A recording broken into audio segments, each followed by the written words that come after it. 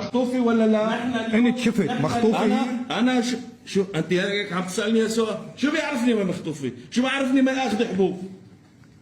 الناس الشارع عم يقول لي يوه ان شاء الله كل ما حدا سوالي حركة بركة تريد تسووا لي اياها خاصة الزير سالم.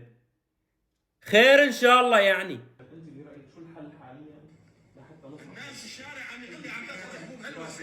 عم تاخذ حبوب هلوسة وشي حدا عم ينقلها وشي حدا.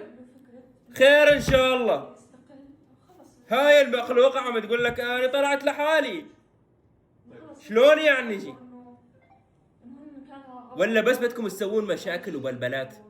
كل ما والله وحده راحت والله.